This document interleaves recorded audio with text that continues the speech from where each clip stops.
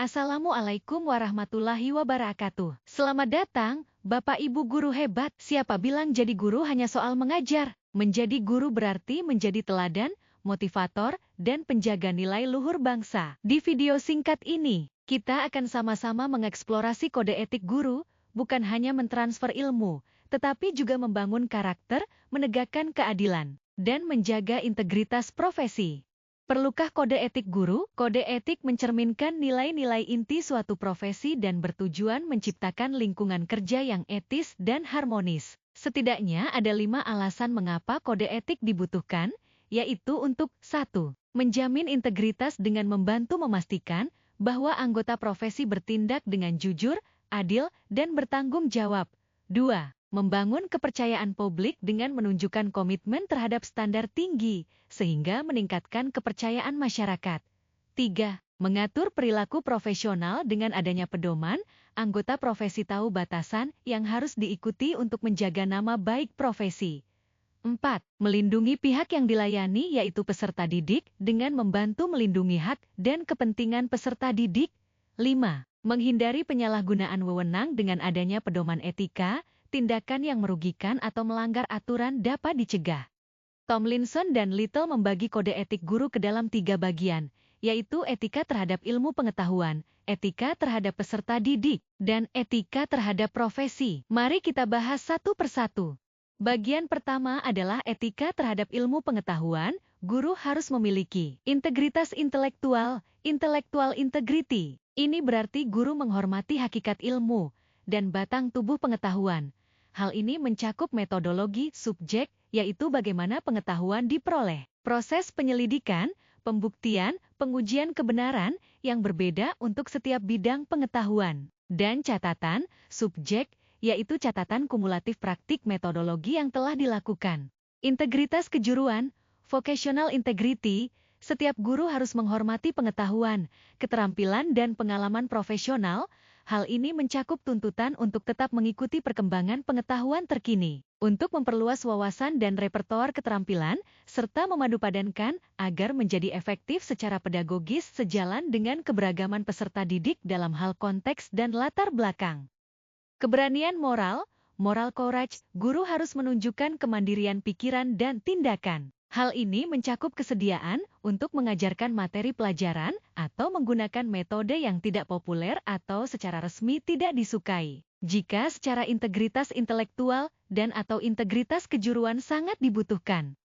Bagian kedua adalah etika terhadap peserta didik, mendahulukan kepentingan orang lain, altruism, yaitu membedakan dan menghormati kepentingan orang yang diajar. Hal ini berarti menempatkan kepentingan-kepentingan tersebut di atas kepentingan mereka sendiri, menumbuhkan harga diri yang sesuai pada orang-orang tersebut, dan mengenali bahwa pendidikan adalah proses interaktif, bergantung pada kontribusinya peserta didik dan juga guru. Tidak berpihak, impartiality, yang berarti mengakui saling ketergantungan sosial. Hal ini berarti menghindari dan mencegah eksploitasi terhadap satu individu atau kelompok.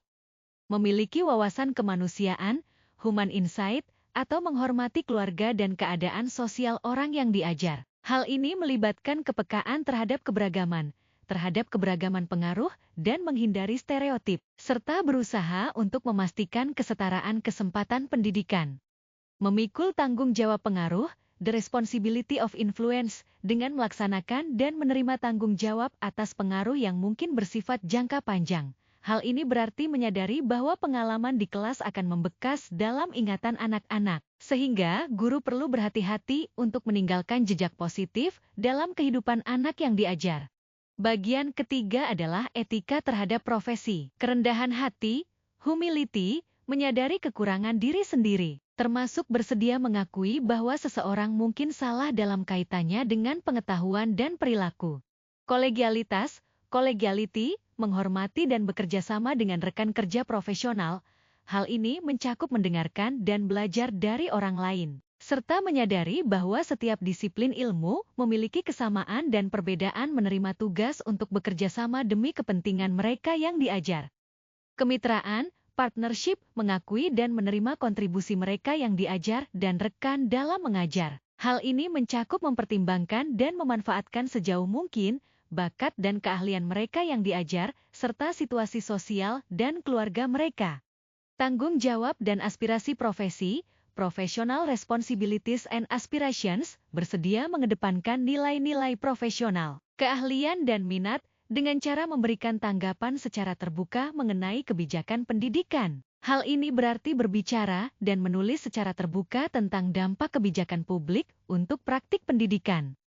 Terima kasih telah menyimak, Bapak Ibu guru hebat. Semoga apa yang kita bahas hari ini tentang menjadi teladan, menerapkan keadilan, peduli, dan profesional dapat membawa perubahan nyata dalam proses belajar mengajar Anda. Yuk, mulai hari ini, terapkan langkah-langkah kode etik guru dalam setiap tindakan kecil di kelas dan di luar kelas. Sampai jumpa di video selanjutnya.